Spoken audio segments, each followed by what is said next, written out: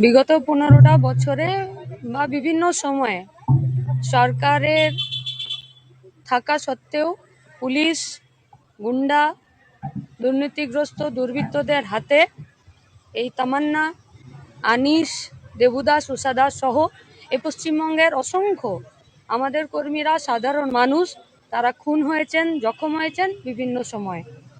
আমরা এই বিগত সময়ে আমরা দেখেছি পুলিশ, সরকার তারা কোনো রকম ব্যবস্থা গ্রহণ করেননি।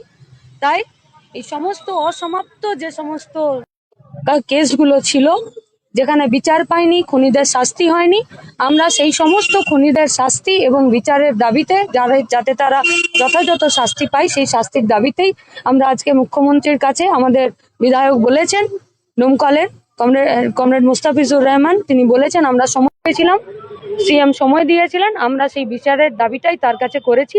তিনি এই সম্পর্কিত যা যা ব্যবস্থা নেবার কথা সেই সব ব্যবস্থা নেবার কথা তিনি বলেছেন। আমরা ভবিষ্যতে দেখব যে যাতে এই ধরনের ঘটনা না ঘটে, আর যে ঘটনাগুলো ঘটেছে, যারা খুন হয়েছেন, আমার আশেপাশে যারা আছেন তারা প্রত্যেকেই শোকস্তব্ধ পরিবার, এরকম অসংখ্য পরিবার গোটা পশ্চিমবঙ্গে আছে, তারা যাতে দ্রুত বিচার পায়, ইনক্লুডিং আরজি করেও যে খুন হয়েছে, যে ধর্ষণ হয়েছে, তারও বিচার সমেত এই গোটা পশ্চিমবঙ্গের যারা এইভাবে সমস্যাতে খুন হয়েছেন, এই ধরনের যাদের সাথে ঘটনা ঘটেছে, তারা যাতে দ্রুত বিচার পায়, এই বিচারের দাবিতেই আমরা সিএমকে বলেছি পুলিশ এবং প্রশাসন এবং সরকার দ্রুততার সাথে যাতে তারা ব্যবস্থা গ্রহণ করেন এবং সমস্ত কেসের নিষ্পত্তি হয়ে যারা দোষী তারা যাতে দ্রুততার সাথে শাস্তি পান।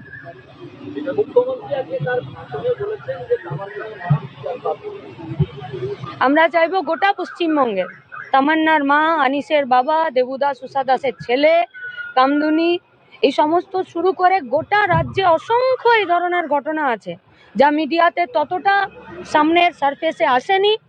এ ধরনের অসংখ্য ঘটনা আছে যে ঘটনাগুলো পুলিশের কাছ অবধি যেতে পারেনি, কোর্ট পর্যন্ত গড়াতে পারেনি। এ ধরনের অসংখ্য ঘটনা আছে, সেই সমস্ত ঘটনাগুলো যেগুলো পুলিশের কাছে আসেনি, কোর্ট অবধি গড়ায়নি, সেগুলোর কি করে কি হবে আমরা জানি না। নিশ্চিতভাবে পশ্চিমবঙ্গে একটা পরিবেশ তৈরি হবে কি হবে না সেটা ভবিষ্যৎ বলবে। তবে এখন যে ঘটনাগুলো ঘটেছে অথচ দোষীরা শাস্তি পায়নি, তারা যাতে দ্রুততার সাথে শাস্তি পায় এবং এই কেসগুলোর নিষ্পত্তি ঘটে, সরকারের কাজ তাই, সরকারের দায়িত্ব তাই। তাই আমরা সরকারের প্রতিনিধি হিসাবে সিএম এর সঙ্গে আমরা দেখা করেছি। উনি এই কাজগুলো করার জন্য যা যা প্রয়োজনীয় পদক্ষেপ, সেই পদক্ষেপগুলো গ্রহণ করার ক্ষেত্রে উনি কথা বলেছেন, আমরা দেখব। হ্যাঁ, আজকে আজকে আমাদের বিধায়ক রানাদা, মীনাক্ষীদি কথা বলেছিলেন, তারপরে ডেট ফিক্স করে আমাকে এখানে নিয়ে এসেছেন, আমাদের সবাইকে নিয়ে এসেছেন। তো সিএম আশ্বস্ত করলেন, বললেন যে আমি ওনার কাছে দাবি রেখেছিলাম যে আমার যে ক্ষতিটা হয়েছে তার জন্য আমি যাদের চাই, বিচারটুকু যা আমি চাই, শাস্তি চাই, যারা দোষী তাদের শাস্তি চাই। তো উনি আমাকে আশ্বস্ত করলেন যে ওনার শাস্তি উনি দেবেন, উনি আছেন, দেখছেন এবং দেখবেন। পুরোপুরিভাবে আমাকে আশ্বস্ত করলেন। আমি ভরসা নিয়ে ফিরে আসলাম, ভরসা পেলাম। হ্যাঁ, এখন আমি ওখানে যাচ্ছি, ওখানে উনি ফোন করে দিলেন, সিএম ফোন করে আমাদেরকে ওখানে পাঠালেন, তো ওখানে যাচ্ছি। আজকে আমাদের মাননীয় মুখ্যমন্ত্রীর কাছে আমি গত এক সপ্তাহ আগে সময় চেয়েছিলাম যে তামান্নার মা, আনিস খানের বাবা এবং হচ্ছে যে আমাদের দীপঙ্কর দেবুদাস এবং তার স্বস্তিক পুড়িয়ে মারা হয়েছিল 2018 সালে পঞ্চায়েত নির্বাচনে। ওনার ছেলে তখন ছোট ছিল। এখন হচ্ছে যে দেখতে পাচ্ছেন তামান্না, আপনারা সবাই জানেন, নদিয়ার কালীগঞ্জে নির্বাচন উত্তর পরিস্থিতিতে বিজয় মিছিলে আমাদের তামান্নাকে খুন করেছিল। আর আনিস খান, সেটাও আপনারা সবাই জানেন, সেই সময়ের আর মীনাক্ষী মুখার্জি আমাদের পার্টি কেন্দ্রীয় কমিটি মেম্বার সহ আমরা চিফ মিনিস্টারের কাছে, মুখ্যমন্ত্রীর কাছে সময় চেয়েছিলাম। আজকে উনি 4টের সময় দিয়েছিলেন, কিন্তু যেহেতু আমাদের বিধানসভা একটু অনেকক্ষণ চললো, তাই তারপরে আমরা ওনার কাছে নিয়ে গিয়েছিলাম। এবং এই কেসগুলো সকলেই জানেন যে সঠিক যে বিচার পাওয়ার দরকার সেইটা পেয়েছিল না বলেই আজকে আমরা মুখ্যমন্ত্রীর কাছে দরবার করলাম।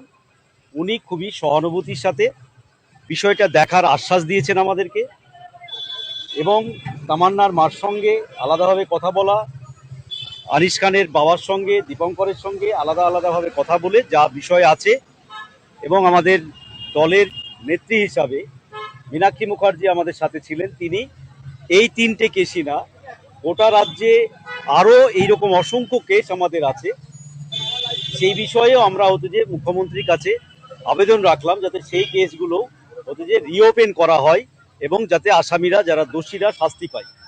তখন উনি সেই কেসগুলোর ব্যাপারেও একটা ডিটেলস আমাদেরকে গোটা পার্টি, এবং বললেন যে রাজ্যের পার্টির ডেলিগেশনও প্রয়োজনে ওনার সাথে দেখা করতে পারেন। এই কথা বলে তিনি এখন আমাদেরকে ডিজিপির কাছে ভবানী ভবনে যাওয়ার জন্য বললেন এবং ডিজিপিকে ফোন করে দিলেন। আমরা এখন ডিজিপির কাছে যাব, তার সাথে তিনার সাথে দেখা করব এবং টোটাল বিষয়গুলো যে বলবো। বাকিটা তামান্নার মা আছে, আনিস খানের বাবা আছে, দীপঙ্কর দাস আছে, যার ফলে এবং আমাদের নেত্রী হিসাবে মীনাক্ষী মুখোপাধ্যায় আছে, তাদের কাছে আপনারা একটু শুনে নিয়ে বাকিটা জেনে নেবেন।